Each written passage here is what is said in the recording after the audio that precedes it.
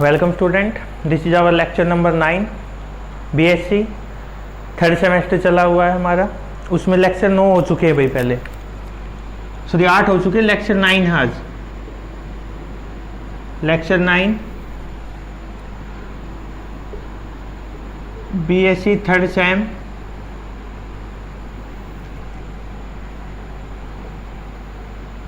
Paper first चला हुआ हमारा।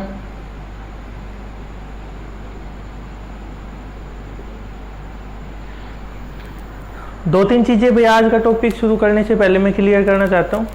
फर्स्ट कि जो फ्रीक्वेंसी है लेक्चर की, आप सोच रहे होगे कि कभी एक लेक्चर आता कभी दो, तो आप लोग देखना कि कई कॉलेज वगैरह में तो अभी सिलेबस शुरू भी नहीं हुआ है।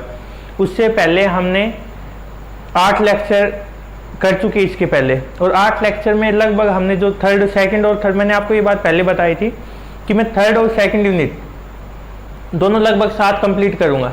अभी जो हमारा पोर्शन चला हुआ है, जो पहले हमने इससे पहले भी थर्मोडायनेमिकल जो फंक्शन थे उनके बीच में जो रिलेशन फाइंड आउट किए थे, वो भी यूनिट थर्ड का पार्ट है, सेकंड का नहीं। कुछ हमने जो पहले 6 लेक्चर थे उसमें यूनिट जो सेकंड है पेपर फर्स्ट की, जो थर्मोडायनेमिक, इसमें 2 थर्मोडायनेमिक्स है, फर्स्ट और सेकंड आपके।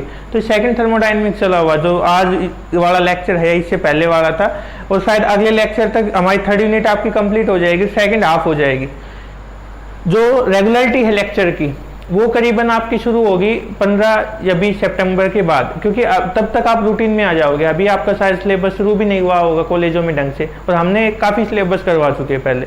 तो लगभग 15 से 20 सितंबर के बाद आपका सिलेबस है वो रेगुलर, शायद डेली या हफ्ते में 4 दिन आपकी क्लासेज हुआ करेंगे ऑनलाइन।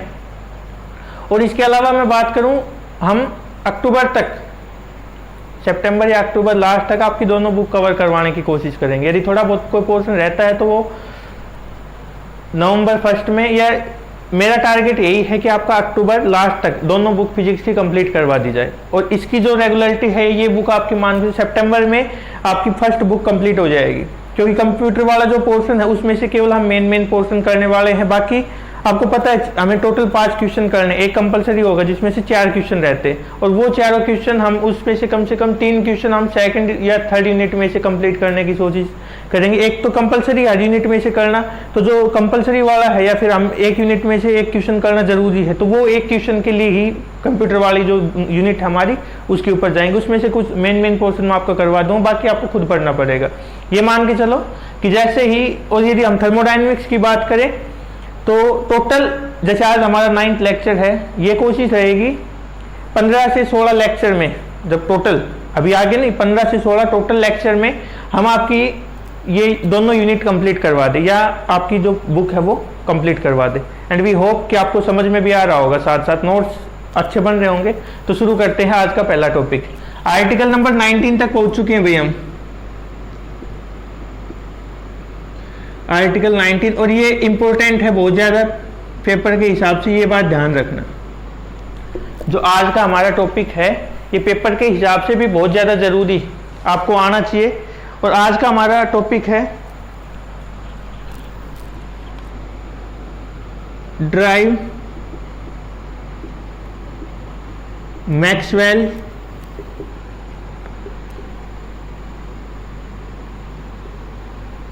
थर्मोडायनेमिक्स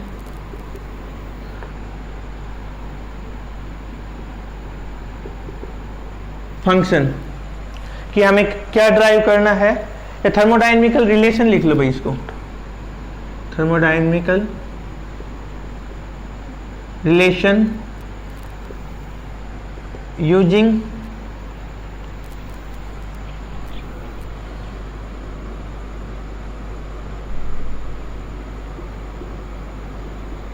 थर्मोडायनेमिकल फंक्शन, कि हमें जो थर्मोडायनेमिकल फंक्शन पिछले वाले में हमने 4 पढ़े थे, उनकी हेल्प से Maxwell thermodynamical relation find out करने।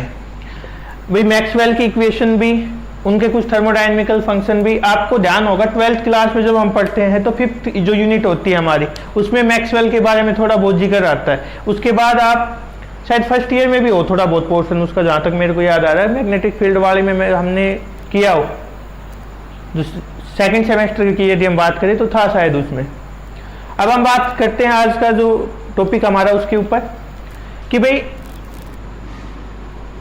जो Maxwell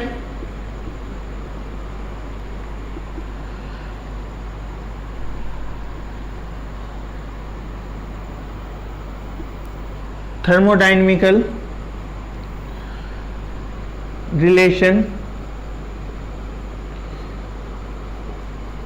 can be derived using four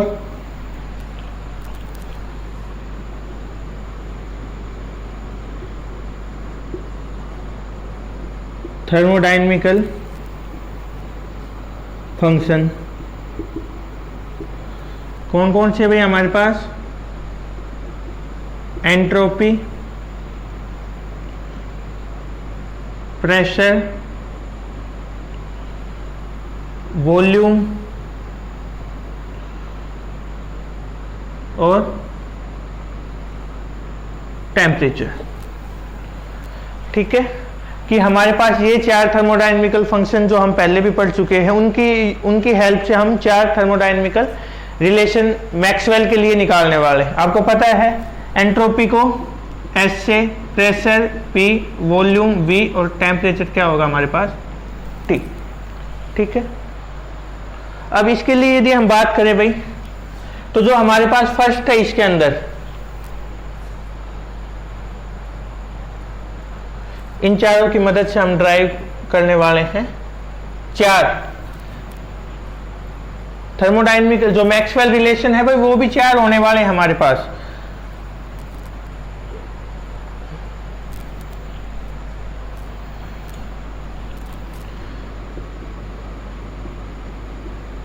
Maxwell first,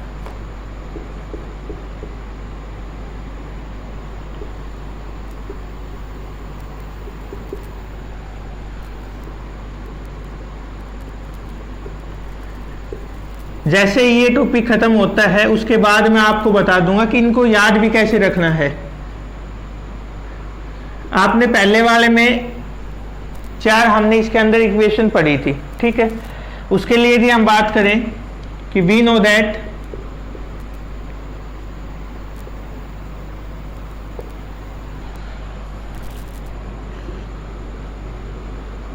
change in internal energy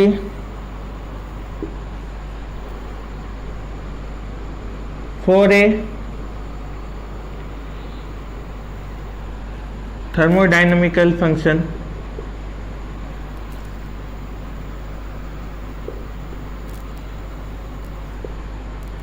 is given by du is equal to T D S minus P D V. तो ये हमने पहले वाला, जो इससे पहले वाला हमारा लेक्चर था उसके अंदर हमने ये चीज प्रूव की थी कि हमारे पास चेंज इन ये वाला रिलेशन होता है, इंटरनल एनर्जी को चेंज करते हैं तब। अब एक बात का ध्यान रखना भाई, इसमें जब हम जो मेथड यूज करने वाले हैं वो सब के लिए चार थर्मोडायनेमिकल रिलेशन निकालेंगे मैक्सवेल के लिए। चारों में सेम ही ट्रिक यूज करने वाले हैं, सेम ही तरीके से हम यूज करने वाले हैं उसको। ठीक है, और इसमें हम एक चीज यूज करने वाले भाई, वो है, आपने शायद पढ़ भी लिया हो, पार्शियल डिफरेंशिएशन। क्या पढ़ने वाले हैं? पार्शियल डिफरेंशिएशन होता क्या है, हम आपको थोड़ा हिंट दे के एक बार समझा देता हूँ। सपोज करो हमारे पास दे रखा है, वैसे फर्स्ट ईयर के मैथ में आ जाता है, फिर भी मैं आपको बता देता हूँ कि सपोज करो आपको दे रखा है एक्स वाई, एक कोई भी फंक्शन जेड दे दिया हमें, x Y plus 2x plus 3y, इस तरीके से दे रखा है, और हमें इसका डिफरेंशिएशन, पार्शियल डिफरेंशिएशन करना है। सपोज करो x के रेस्पेक्ट में, x के रेस्पेक्ट करली यूज करते हैं इसके लिए, वैसे डिफरेंशिएशन के लिए d यूज करते हैं, लेकिन पार्शियल डिफरेंशिएशन के लिए हम ये यूज करने वाले, इज इक्वल टू किसके होगा भाई ये। अब यदि हम इसका डिफरेंशिएशन, तो केवल जो हमारे पास x है उसका ही डिफरेंशिएशन होगा, बाकी सारी चीजें क्या हो जाएंगी, सबका डिफरेंशिएशन क्या होगा, जीरो। सपोज करो वैसे डिफरेंशिएशन होता तो यहाँ u इंटू वी लगता, लेकिन पार्शियल डिफरेंशिएशन में इसका डिफरेंशिएशन करेंगे तो केवल आएगा y, x का 1 बाकी सबका 0, तो इसके साथ कांस्टेंट है ये, y कांस्टेंट की तरह बिहेव करेगा, प्लस 2x का करेंगे तो 2y 2 और 3y का करेंगे तो 0, क्योंकि इसमें x है ही नहीं। ठीक है, यदि सेम हो हम किसका करें डिफरेंशिएशन पार्शियल, y में, तो x प्लस ये 0 प्लस 3, ये इसके रेस्पेक्ट में हम इसका पार्शियल डिफरेंशिएशन कर सकते हैं। ठीक है, अब ये यूज करने वाले हैं चारों में, आगे अगला जो टॉपिक होगा आर्टिकल होगा उसमें भी हम यूज करने वाले हैं, तो ये आपको इसलिए बता दिया गया है। अब टेकिंग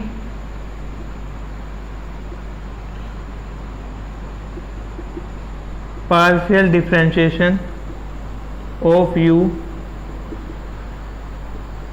with respect to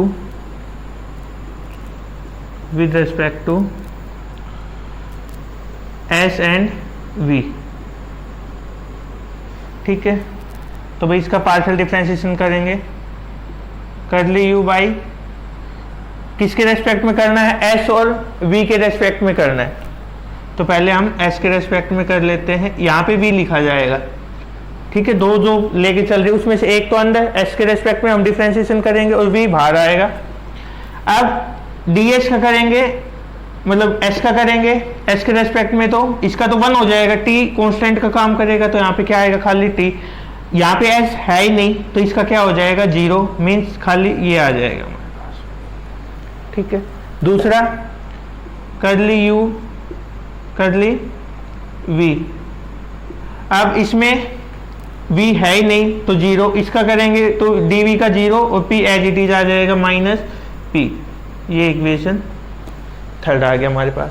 दोबारा देख ले एक बार, उसमें क्या दे रखा है हमारे पास, u का करेंगे v के रेस्पेक्ट में, तो भाई ये टर्म बचेगी माइनस p आएगा, s के रेस्पेक्ट में करेंगे तो ये t इसके साथ, यहाँ पे जो t लिखा हुआ है तो ये एक तरीके से कांस्टेंट का काम करेगा, इसका कोई भी यूज नहीं हो। उसके बाद हम एक चीज इसमें ध्यान रखना, क्या कि curly square u upon curly s curly v is equal to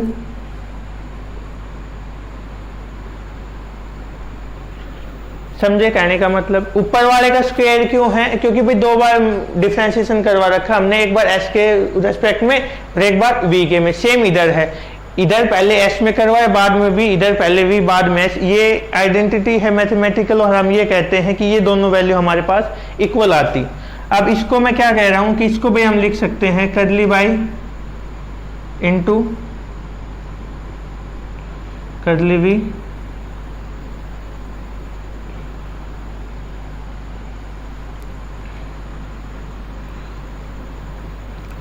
ठीक है।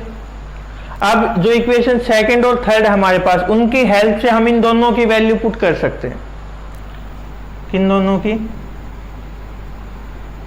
इधर क्या लिख सकते हैं भाई, curly u by curly v, या लिख लो पहले इधर, using equation second and third, curly by curly s, इसकी वैल्यू यदि हम पुट करते हैं तो ये क्या आएगी हमारे पास, t is equal to curly u by curly s की वैल्यू, एक मिनट भाई, curly u by curly v minus p है वैल्यू, माइनस p, और ये वैल्यू क्या हमारे पास t, तो क्या आएगा minus curly p by curly s is equal to curly t by curly v।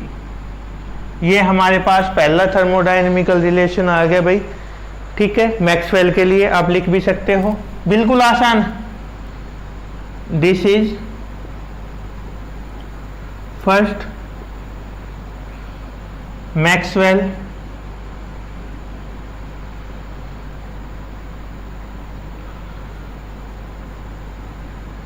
Thermodynamical relation. करना क्या है, एक इक्वेशन दे रखी होगी हमारे पास, वो लेके आनी है, उसका हमने पार्शियल डिफरेंशिएशन करवाया s और v के रेस्पेक्ट में, एस और वी के रेस्पेक्ट में क्यों करवाया है और कैसे हमें पता लगेगा यहाँ पे एस और वी में होगा या नहीं होगा, वो मैं लास्ट में आपको बता दूंगा कि कैसे किया हमने। एस और वी के रेस्पेक्ट में हमने पार्शियल डिफरेंशिएशन किया इसका। फिर हमें पता है कि भाई ये वाली जो आइडेंटिटी हम यूज करने वाले हैं कि दो यदि दे रखा हो, दोनों का पार्शियल डिफरेंशिएशन हम करवाएंगे, वो हमारे पास क्या आएगा, इक्वल आएगा। इसलिए हमने इसको अलग अलग लिख दिया। करली बाई करली एस बाहर था, इसको बाहर लिख दिया, अंदर वाली टर्म ले ली, इसमें भी बाहर वाली को बाहर, अंदर वाली लिख दी। इन दोनों की वैल्यू हमने इक्वेशन सेकंड और थर्ड में निकाली है, दोनों वैल्यू हमने इसके अंदर पुट कर दी। ठीक है, ये था हमारा पहला। अब बात करते हैं हम दूसरे की। दूसरा देखो,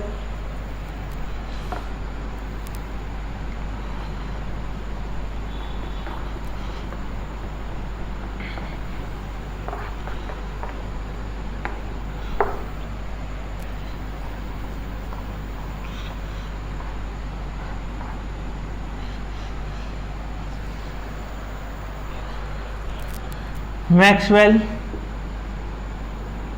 सेकंड थर्मोडायनेमिकल रिलेशन। अब यदि हम पीछे वाले टॉपिक पे जाएं और वहां पे मैं बात करूं किसकी, हेल्महोल्ट्ज जो फंक्शन था हमारे पास, उसके लिए हमने एक रिजल्ट निकाला था। वो रिजल्ट क्या था, माइनस पी डी वी, लिख लेते चलो पहले, we know that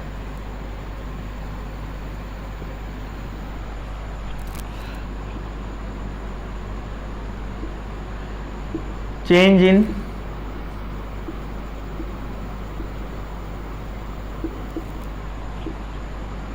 Holtz function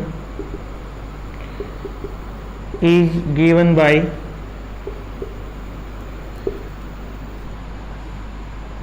df is equal to minus p dv s dt। था ये रिलेशन, ध्यान होगा आपको। अब ये इक्वेशन हमारे पास फर्स्ट, बाकी सारा काम हमें एज इट इज करना है। क्या करना है भाई, taking partial differentiation of F with respect to V and T, curly F by curly V T हमने बाहर लिख दिया।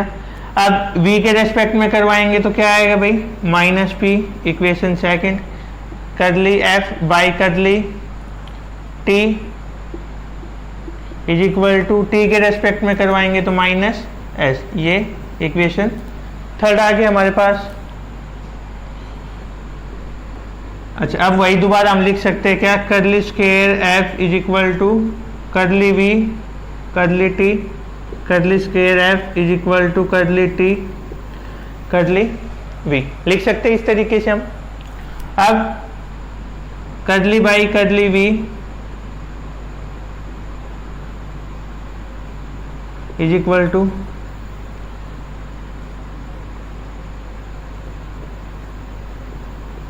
इस तरीके से यूजिंग एक, यदि आपको पहला समझ में आ गया तो आप आराम से कर सकते, सेकंड एंड थर्ड। इस curly F by curly T की वैल्यू क्या है भाई, minus S is equal to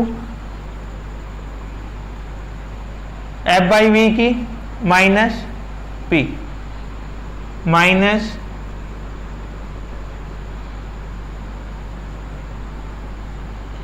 ये दोनों इक्वल। ये जो रिजल्ट आया हमारे पास, ये क्या हो गया भाई, this is Maxwell second thermodynamical relation. ठीक है, कि हमने क्या किया है, एक हेल्महोल्ट्ज फंक्शन जो हमारा था उसके लिए हमने ये इक्वेशन निकाली थी पिछले वाले में, इसका पार्शियल डिफरेंशिएशन करवा दिया v और t के रेस्पेक्ट में, वही दो इक्वेशन आ गया हमारे पास। फिर हमने f के लिए दोनों की वैल्यू इक्वल पुट कर दी, बाहर वाला बाहर, अंदर वाले की वैल्यू लिख ली, सेम इधर हमने कर लिया। f और जो t और v के रेस्पेक्ट में जो इक्वेशन सेकंड और थर्ड का यूज करके हमने वैल्यू निकाली थी वो लिखी थी, दोनों वैल्यू इसके अंदर पुट की, हमारे पास दोनों इक्वल आ गया और ये हमारे पास क्या हो गया, मैक्सवेल थर्ड थर्मोडायनेमिकल रिलेशन। ठीक है, बिल्कुल आसान है, कर सकते हो। सेम मेथड हमने यूज किया है, कोई अलग यूज किया नहीं है। अब यदि हम बात करें next,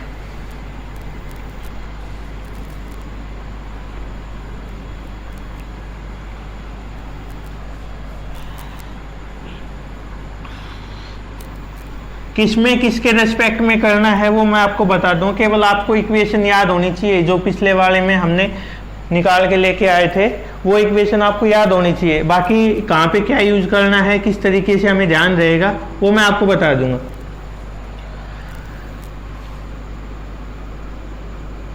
we know that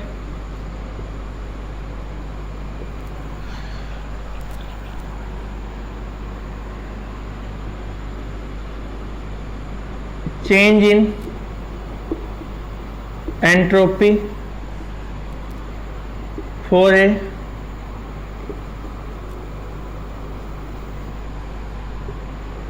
thermodynamical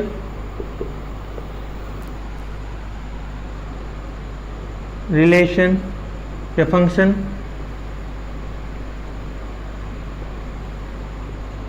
is given by, किससे डिनोट करते थे भाई? जो एंट्रोपी थी हमारे पास उसको हम किससे डिनोट करते थे? उसको हम डिनोट करते थे H से, ठीक है।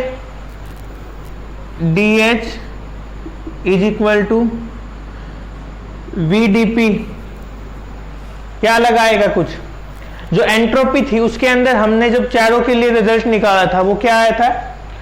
या तो VdP प्लस TdS लिख लो, या फिर हमने वहां पे लिखवाया होगा TdS प्लस VdP। दोनों में से कोई भी यूज कर सकते हो आप, दोनों के लिए बात बराबर, आगे पीछे का कोई फर्क नहीं पड़ता। ये इक्वेशन फर्स्ट आ गया हमारे पास। टेकिंग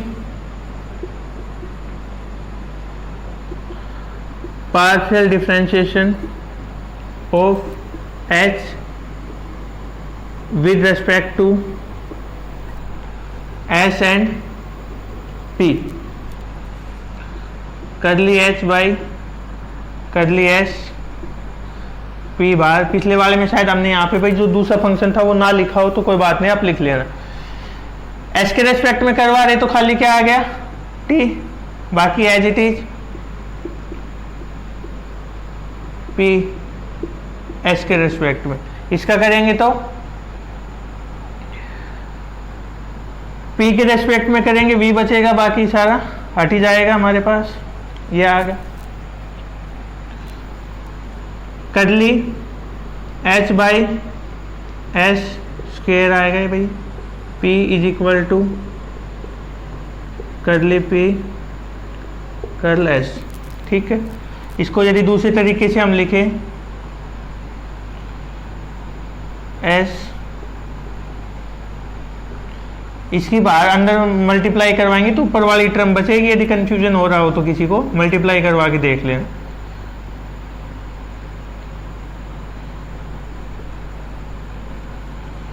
ये वैल्यू है ही हमारे पास, क्या आएगी? P की वैल्यू V, और ये वैल्यू क्या आएगी?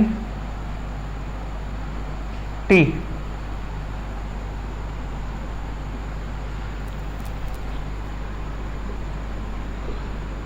This is Maxwell third thermodynamical relation, ठीक है। सिंपल है, हमने इक्वेशन कंसीडर कर रखी थी भाई। इक्वेशन कौन सी लेके चले हैं? जो हमने पहले यूज की है, ठीक है। अब इसके बाद हमारा एक और बचता है, उसमें और इसमें कोई ज़्यादा फर्क है नहीं। यदि हम बात करें जो गिब्स फ्री एनर्जी थी हमारे पास, उसके लिए हमने क्या रिजल्ट यूज किया था? सेम इक्वेशन है, बस फर्क क्या है कि उसमें VdP माइनस TdS आएगा। जो हमारे पास ये रिजल्ट है उसमें VdP, चलो कर लेते हैं, नहीं आएगा आपको ऐसे समझ।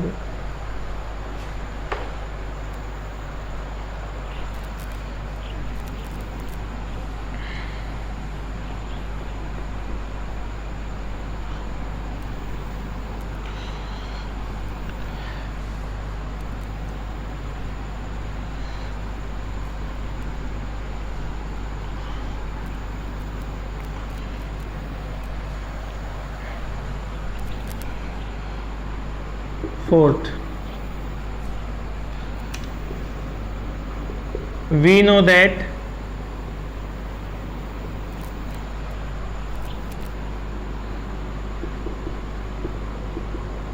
gives free energy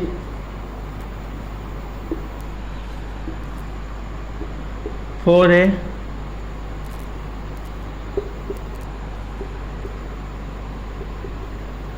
चेंज भी लिख सकते हो भाई, we know that change in गिव्स free energy for a thermodynamical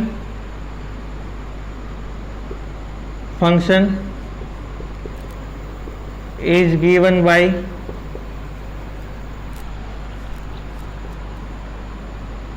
dg is equal to V D P minus TdS। ये आ गया भाई हमारे पास, ठीक है, कि dg is equal to V D P minus S D T था भाई, यही थी। उसमें पिछले वाली इक्वेशन में हमने यहाँ पे प्लस साइन यूज कर रखा था, जो सेकंड वाली हमारे पास, इसमें हमने कौन सा यूज कर रखा है, माइनस, उसमें प्लस इसमें माइनस, सेम वही, taking partial differentiation with respect to of g with respect to p and t।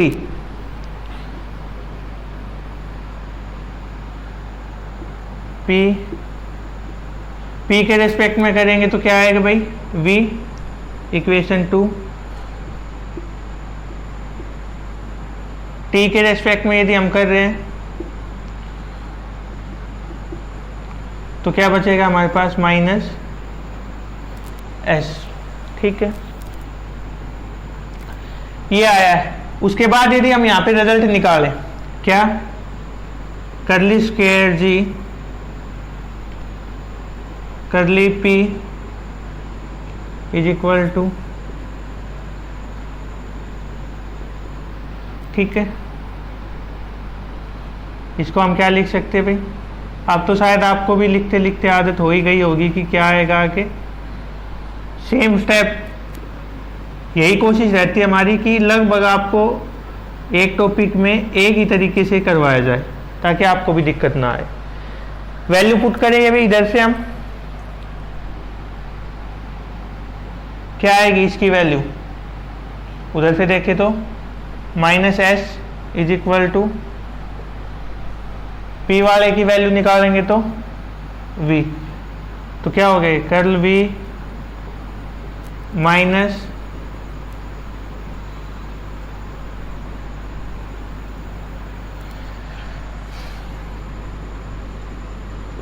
This is fourth Maxwell thermodynamical relation. तो ये चार रिलेशन भाई हमारा आज का जो पहला आर्टिकल था, आर्टिकल नंबर 19, उसमें हमें ये प्रूव करने थे। अब बात आती है कि ये हुआ कैसे, कि हमें किस तरीके से याद रहेंगे। तो आप एक कॉमन सेंस लगा के एक चीज़ देखना, जो कि होगी नहीं शायद, common sense is not so much common. यहाँ पे क्या है, जो इक्वेशन हमें दी हुई मिलेगी, सपोज करो ये है, पहले वाली क्या थी, D U is equal to P D V minus S D T, ये इक्वेशन थी हमारे पास इस तरीके से। अब इसके अंदर हमने किया क्या है, जो ये इक्वेशन हमारे पास थी, एक मिनट उल्टा लिख दिया हमने, T D S minus P D V, इससे पहले वाले में यहाँ पे प्लस साइन था तो बराबर सी बात है। इस तरीके से इक्वेशन है हमारे पास।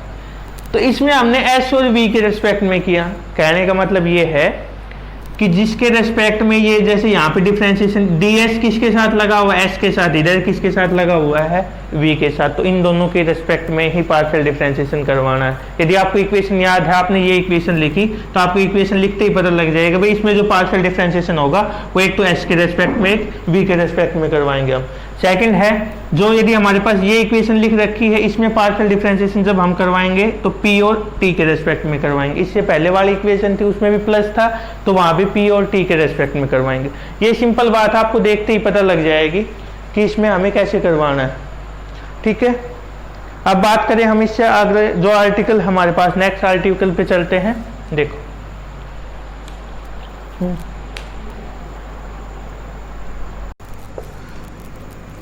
ये हो गया भाई हमारा ये वाला टॉपिक।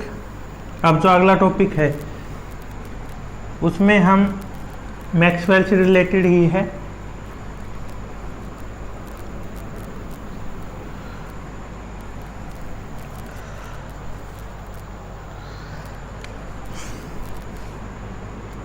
आर्टिकल 20, इसमें क्या करना है हमें,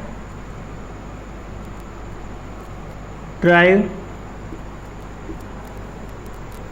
Maxwell's relation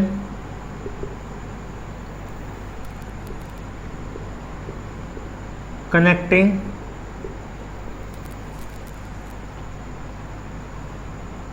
four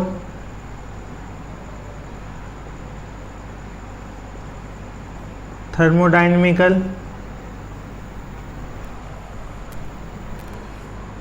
relation. Book में शायद यदि आप आर चांद वाले को फॉलो करते हो तो उसमें आपको ये अलग नाम से भी मिल सकता है कि ड्राइव, या फिर खाली मैक्सवेल रिलेशन थर्मोडायनेमिकल रिलेशन, इस नाम से भी आपको ये टॉपिक मिल सकता है। तो इसको यदि हम, ये भी थोड़ा डेरिवेशन लंबा होने वाला है तो साथ साथ समझते चलना, क्योंकि मेरे लिए भी ये नहीं होगा कि सारा एक साथ बोर्ड पे आ जाए फिर मैं आपको दोबारा शुरुआत से समझा दूँ, ऐसा नहीं होने वाला है। तो आप प्लीज़ इसको साथ साथ समझते चलिएगा। इसको यदि हम प्रूव करने चलें according to first law of thermodynamics, first energy given to a system is used in two types. du is equal dq, amount of heat given, increasing internal energy, plus pdv। पढ़ा हुआ है हमने, या हम इसको लिख सकते हैं क्या, du is equal to dq minus pdv। ये इक्वेशन फर्स्ट आ गया हमारे पास। ठीक है, according to second law of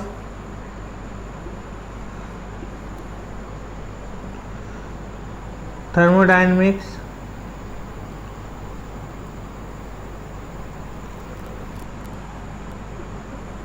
dq is equal to ds is equal to dq by t, और dq is equal to t ds। ये second equation आ गया हमारे पास। Putting equation 2 in equation first, जो सेकंड इक्वेशन है इसको हम पुट करेंगे फर्स्ट वाले में।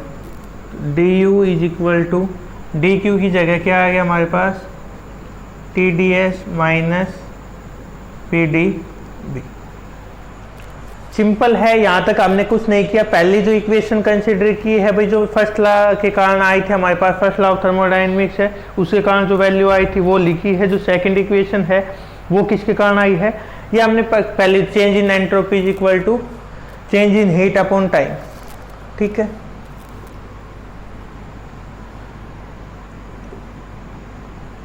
सपोज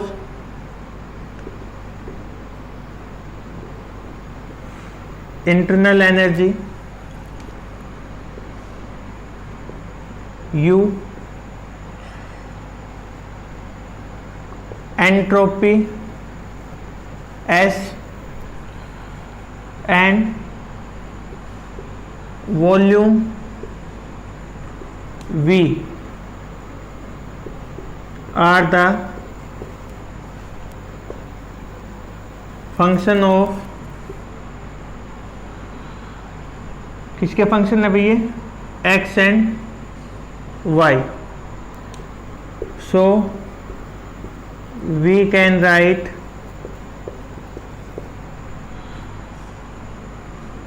अब इनको हम इनके फंक्शन के टाइप में लिखने वाले. फंक्शन के टाइप में लिखने आपने पहले पढ़ा होगा कि जब हमारे पास डिफरेंशिएशन और पार्शियल डिफरेंशिएशन दोनों की टर्म में हम किसी को लिखते हैं या फिर हम उसको फंक्शन बना के लिखते हैं तो किस तरीके से लिखते हैं.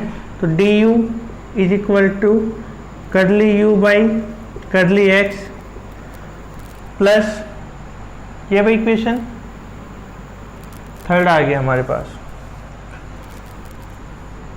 Into D x plus curly you by curly Y D Y. ये आपने मैथ में पहले यूज किया होगा, नहीं यूज किया तो ये बात ध्यान रखना, इसका हम आगे भी यूज करने वाले हैं.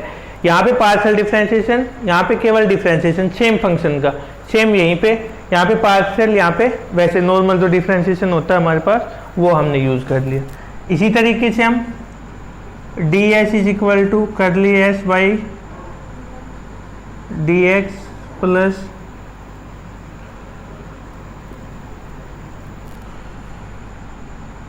D v is equal to curly we by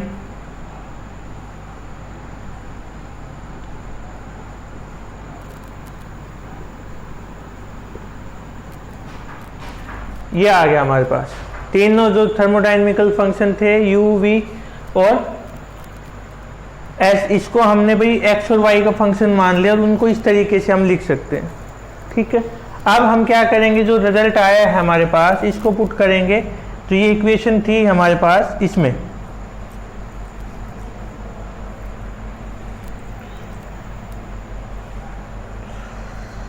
D you की जगह पे क्या लिख सकते हैं भाई हम, curly you by curly x D x plus curly you by curly Y D y is equal to T.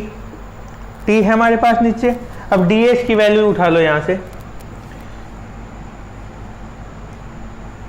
Curly S by curly x D x plus curly S by curly Y D Y होगी value.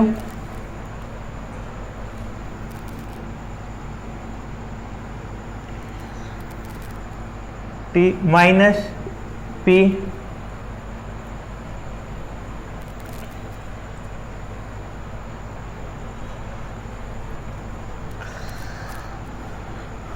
P into value D V की यदि हम put करें, curly we by curly x D x plus curly Y sorry curly we by curly Y D y.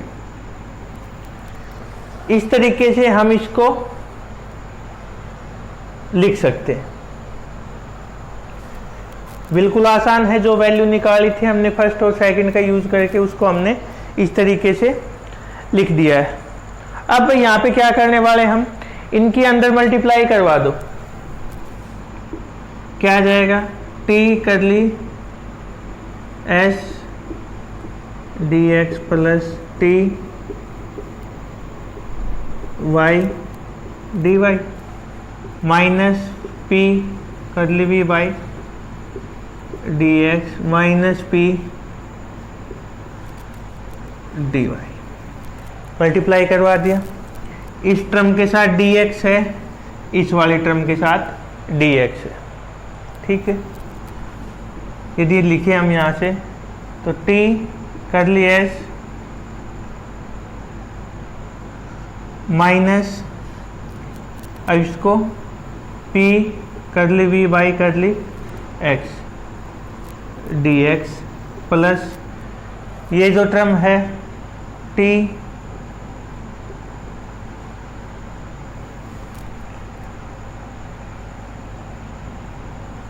Minus P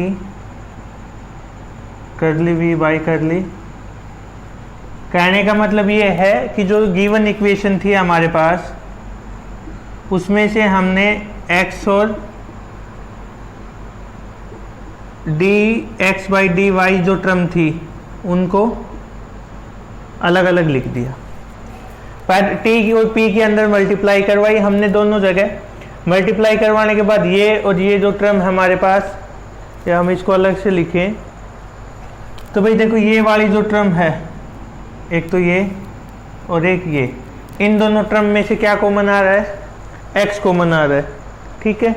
और जो ये वाली term है हमारे पास और एक ये जो टर्म है, इन दोनों में से y कॉमन ले सकते हैं हम, ठीक है। दोनों में से हमने x और y की वैल्यू कॉमन ले ली। अब यदि हम लिखे यहाँ पे, इनके कंपेयर करते हैं कोफिशिएंट dx के इधर से और dy के इधर से, ठीक है। Comparing coefficient of dx and dy। इधर से क्या है भाई x का, curly u by curly x is equal to t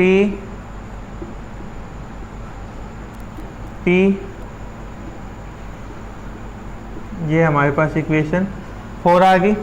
अब यदि y के कंपेयर करें इज इक्वल टू t करली s y minus p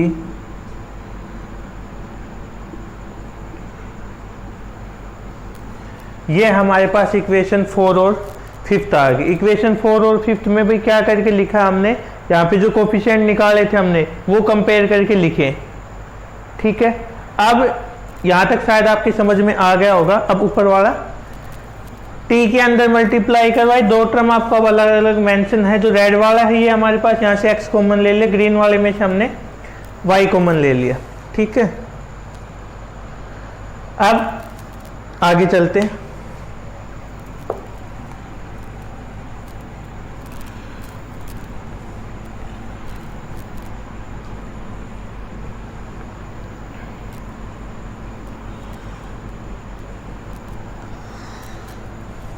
article लंबा है, साथ साथ साफ करते चलना है। Taking partial differentiation of equation 4 with respect to y, मतलब x वाले का y के रेस्पेक्ट में पार्शियल डिफरेंशिएशन करेंगे और y वाले का x के रेस्पेक्ट में करेंगे, ठीक है। तो जो है हमारे पास भाई करली स्क्वायर u, एक बार तो पहले ही है, दोबारा करेंगे तो इसकी पावर 2 हो जाएगी, नीचे करली x और करली y। अब भाई यहाँ पे जो डिफरेंशिएशन करने वाले हैं उसमें एक चीज ध्यान रखना, u इंटू भी लगेगा पार्शियल, क्योंकि एक बार पहले हो चुका है तो दोबारा करेंगे तो जीरो मत बना देना कि सर आपने कहा था एक बार हो चुका दोबारा करेंगे तो जीरो, नहीं, यहाँ पे एक बार पहले हो चुका है, दोबारा करेंगे तो u इंटू भी लगेगा, जीरो नहीं होगा। t एज इट इज, इसका करेंगे curly square s curly x curly y plus curly s curly x as it is, और t का करेंगे तो t by y। t as it is इसका करेंगे तो y आ गया साथ में, फिर t हमारा न सॉरी ये वाली term as it is t का करते हमने, ठीक है, माइनस इसका करेंगे p as it is v y minus v वाली term as it is x से इसके साथ भाई क्या बचेगा हमारे पास, कर्ल p y।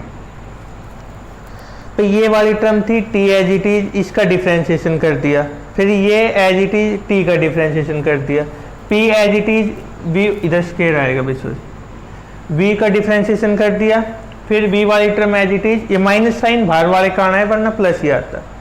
ये इक्वेशन क्या आ गया हमारे पास 6। Similarly taking partial differentiation of equation 5 with respect to x, curly square u curly y with respect to x, ये ना एक्स इज इक्वल टू, करो भाई इधर से, t as it is plus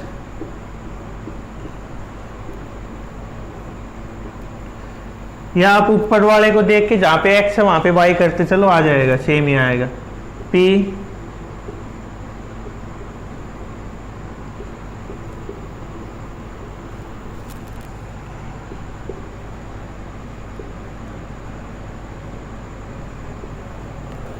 ये आ गया हमारे पास। यदि स्टेप बाय स्टेप नहीं किया आपने तो बीच में उलझ के रह जाओगे, पता ही नहीं चलेगा टॉपिक कहाँ से शुरू होया कहाँ पे ख़त्म हो गया। तो बिल्कुल आराम से, कोई जल्दबाजी नहीं है, बिल्कुल धीरे धीरे करते चलना है, साथ साथ समझ में आ गया तभी बात बनेगी। अब ये चीज़ हमने भाई ये दोनों इक्वल है एक तरीके से। हमने एक रिजल्ट पहले भी यूज किया था, क्या रिजल्ट यूज किया था भाई,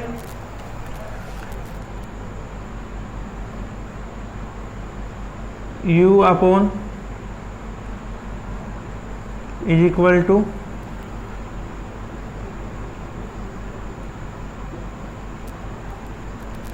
इस तरीके का एक रिजल्ट था जो हमने पहले भी यूज किया था, और सेम हम यहाँ पे यूज कर सकते हैं। ये भी इसकी कम है, इसको हटा ही देते हैं, दिखेगा नहीं है वरना वैसे ही लिख देते हैं। क्या वी नो, क्या know, curl square u is equal two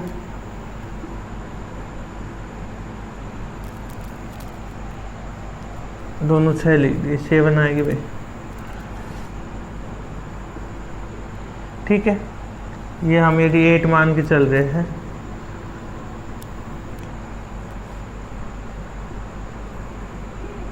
putting equation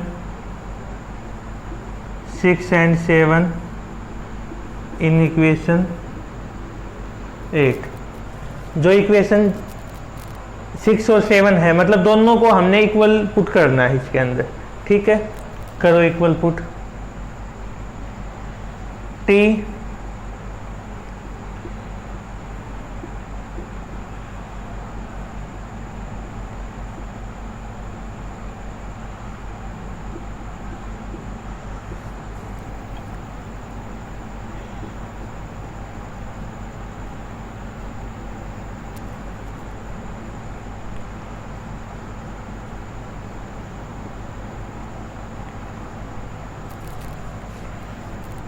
is equal to T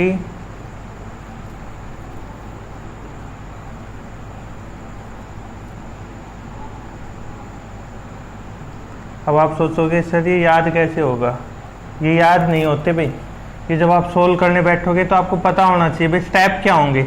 यदि आपको स्टेप याद है तो ही आप इसको कर पाएंगे, अदरवाइज कोई याद करने का तरीका है नहीं। डेरिवेशन को याद करने के लिए मत देखो, डेरिवेशन के साथ जाओ कि आप उसको लिखना कैसे है। कितनी टर्म है भाई, 1 2 3 4, तो 1 2 3 4, ठीक है, 1 2 3 4। इसको हमने इक्वल पुट कर दिया भाई, जो दो इक्वेशन थी हमारे पास, हमने दोनों को क्या किया, इक्वल पुट कर दिया, बस हो ही गया। आप तो ये लगा लो काम। अब हमारे पास 4 टर्म है टोटल, ठीक है। अब जो 4 टर्म है हमारे पास, यदि हम उनमें से लेके चले तो भाई कोई टर्म कैंसिल हो रही है, देखो एक बार कि जो इक्वेशन आई हमारे पास इसमें से यदि हम बात करें तो 2 टर्म कैंसिल हो रही है। 2 टर्म कौन कौन सी कैंसिल हो रही है, एक तो ये वाली जो टर्म, ये वाली इधर भी है, इधर भी है, ये वाली इधर भी है और इधर भी, मतलब ये और ये जो स्क्वायर वाली टर्म है, ये दोनों हमारे पास क्या हो जाएंगी, कैंसिल हो जाएंगी। क्या बचेगा खाली, curl S T why V P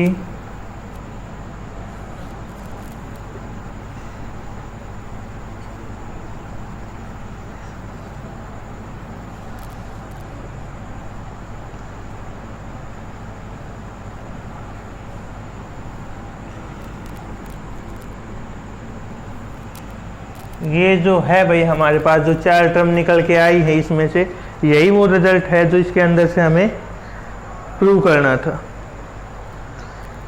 और इसके लिए हम नीचे लिख सकते हैं, इधर लिख देता हूं मैं, दिस इज मैक्सवेल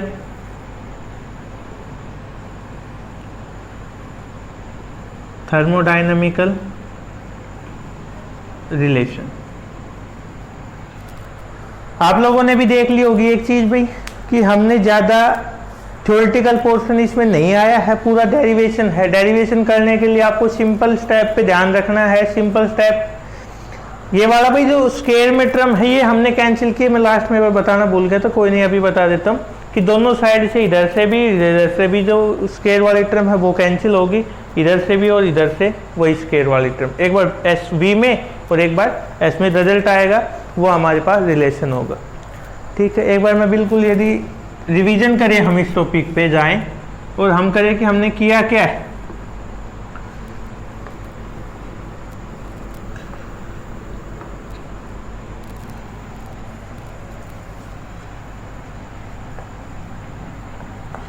सर हमने नहीं किया कुछ, हमने उतारा है देख देख के।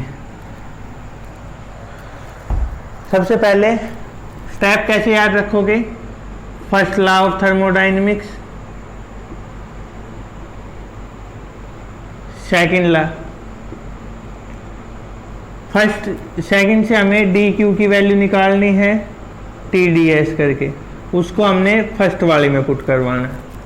उसके बाद हमने यू एस और जो v है इसको x और y में लिखना है। फिर कोफिशिएंट कंपेयर करने हैं x और y के। कंपेयर करने के बाद x वाले का y के रेस्पेक्ट में डिफ्रेंशिएशन, y वाले का x के रेस्पेक्ट में डिफ्रेंशिएशन कर दिया। उसके बाद जो टर्म होती है हमारे पास इज इक्वल टू, इन दोनों में जो वैल्यू आई हमारे पास उनको पुट कर देना, हमारा टॉपिक सोल्व हो गया। इससे ज़्यादा कुछ है नहीं। वैसे आप देखोगे तो आपको लग रहा होगा कि बहुत ज़्यादा करवा दिया सर ने, पता ही नहीं कहाँ से इक्वेशन।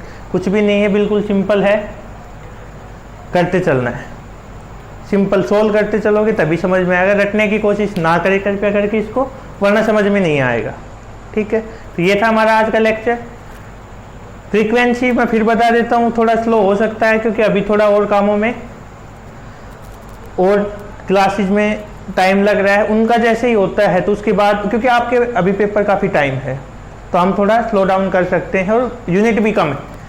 ये मान के चलो कि अगले वाले लेक्चर में 3rd यूनिट या उससे अगले में हम 1 यूनिट कंप्लीट कर चुके। 3 यूनिट तो सारी है एक बुक में और थोड़ा बहुत तो आपके लिए भी बचना चाहिए। ठीक है, तो ये था आज का लेक्चर। Thank you.